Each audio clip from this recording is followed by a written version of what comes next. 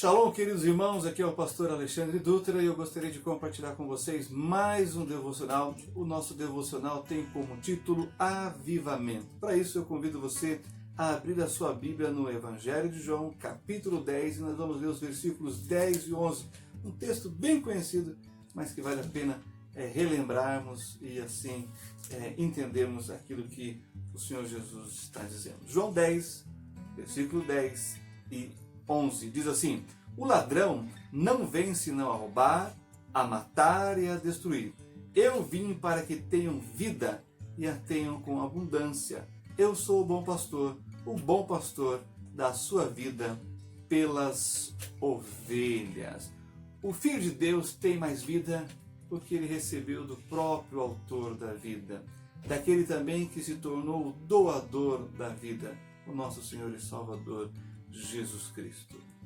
Avivamento é o efeito de tornar mais vivo aquilo que já tem uma vida aparente, mas o avivamento espiritual, bíblico, ele vem para renovar aquilo que foi conquistado na cruz do Calvário, na morte do nosso Senhor e Salvador Jesus Cristo, no meu e no seu lugar, ressuscitando no terceiro dia para nos dar a vida em abundância e a vida eterna. Avivamento é uma das coisas mais importantes na vida do povo de Deus nos dias atuais.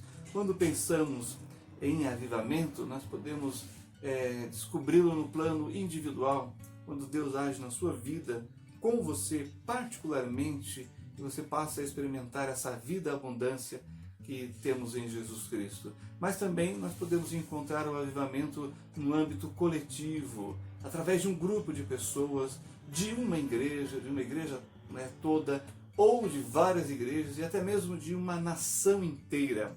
Quando olhamos para as páginas das Sagradas Escrituras, nós vemos alguns exemplos de avivamento. Por exemplo, nós temos o avivamento do rei Josias, que encontrou a palavra de Deus, e através desse encontro com a palavra, ele produziu um avivamento espiritual e moral na nação do povo de Deus, de uma forma a transformar a questão moral, a questão comportamental e, sobretudo, a questão espiritual do povo de Deus. Então é muito importante quando nós olhamos para as páginas das Sagradas Escrituras e vemos a ação de Deus em avivar uma pessoa e através dessa pessoa avivar uma nação inteira, como foi no caso do rei Josias. Também encontramos no caso do rei de Nínive, quando o Senhor enviou o profeta Jonas para dizer que ele destruiria aquela cidade, mas o rei se arrependeu, juntamente com o povo e com os animais jejuou,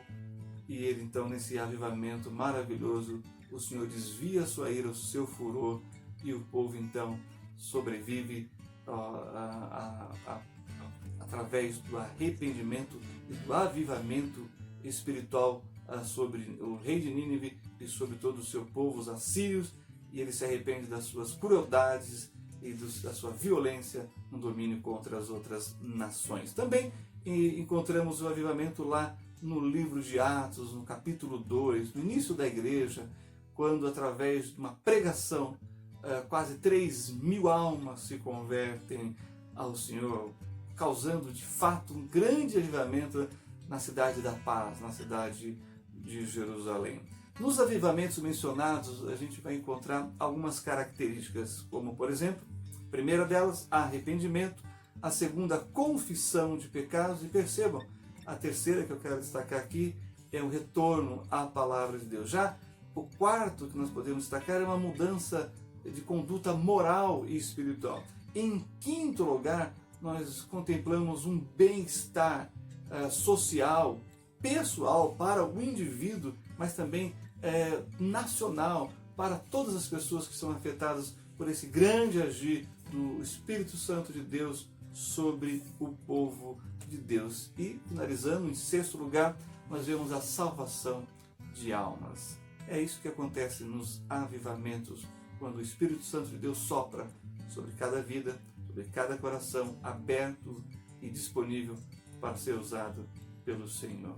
Também gostaria de compartilhar a ânsia de dois homens. Não é? Nós vamos, por exemplo, encontrar o salmista, né, no Salmo de número 85, versículo 6, a sua ânsia por avivamento, tanto que, inspirado pelo Espírito Santo de Deus, ele vai registrar, não é, a sua ânsia, o seu desejo por avivamento. E aqui nós temos o Salmo entre os filhos de Coreia. Olha só, nós encontramos então no versículo 6 do Salmo de número 85. Não tornarás a vivificar-nos para que o teu povo se alegre em ti? Perceba que ele fala sobre vivificar. É uma palavra sinônimo para avivamento. E olha que interessante, avivar significa dar-nos mais de ti mesmo, Senhor, pois o teu povo quer se alegrar em ti.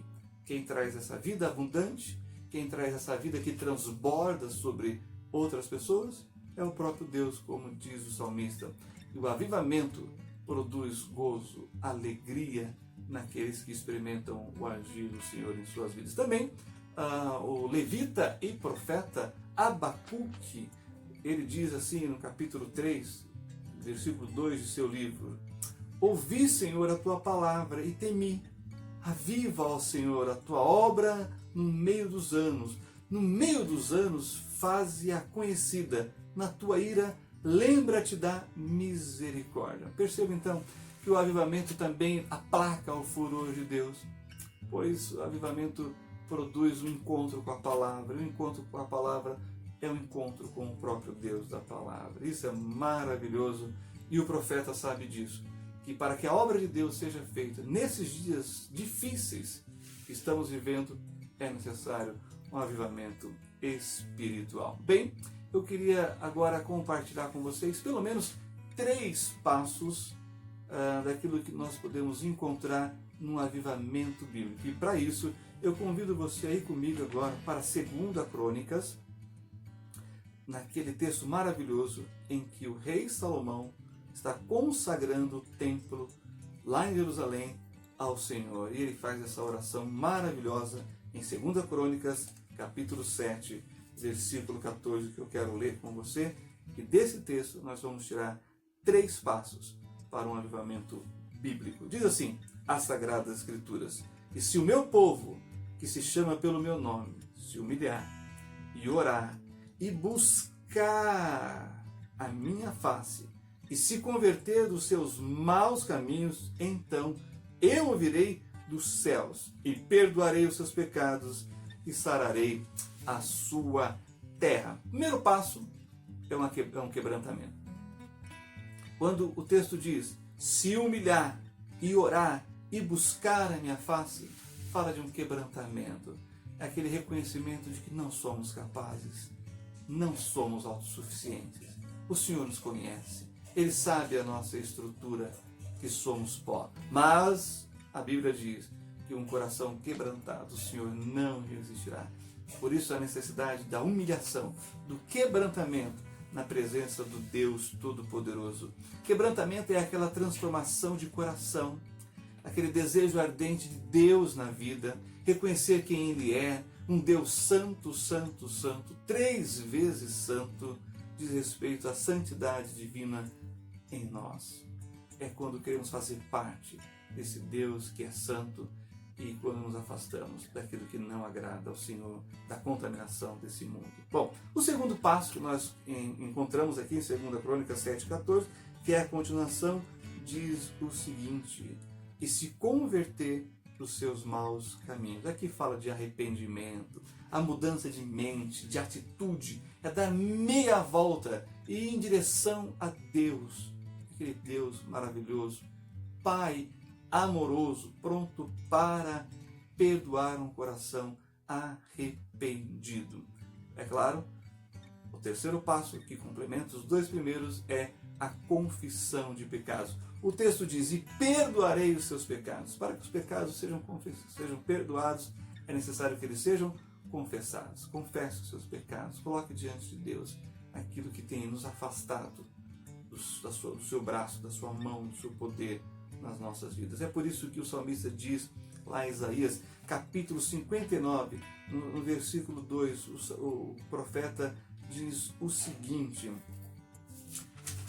assim nós encontramos Isaías 59:2, mas as vossas iniquidades faz separação entre vós e o vosso Deus, e os vossos pecados encobrem o seu rosto de vós, para que não vos ouça. Por isso a necessidade de confessar os pecados. Deixa eu dizer alguma coisa muito importante. Não adianta pecar no varejo e pedir perdão no atacado. Senhor, perdoe a multidão dos meus pecados. Não. Na sua oração de confissão, diante de Deus, buscando um avivamento genuíno, você deve confessar os seus pecados, um por um. Senhor, eu pequei, eu cobicei, eu menti, eu tive esse mau pensamento. Senhor, tenha misericórdia de mim, confesso o meu pecado, me perdoa. E a Bíblia vai dizer lá em 1 João 9, se confessarmos os nossos pecados, Ele é fiel e justo para nos perdoar os pecados e nos purificar de toda a injustiça. E Provérbios ainda vai dizer, aquele que confessa o pecado e deixa, esse alcançará misericórdia, esse será vitorioso, esse realmente terá mais vida, uma vida abundante que o Senhor Jesus veio nos dar. E por fim, o texto lá em 2 Crônicas vai concluir dizendo assim para a gente. 2 Crônicas 7,14, no finalzinho diz, e sararei a sua terra. Um avivamento bíblico e genuíno produz cura na terra onde estamos, no país onde vivemos, na cidade onde moramos. Concluindo, os frutos de um avivamento bíblico são comunhão com Deus, com os irmãos, um testemunho sólido, salvação de almas, maior dedicação à palavra de Deus e à oração e maior poder espiritual.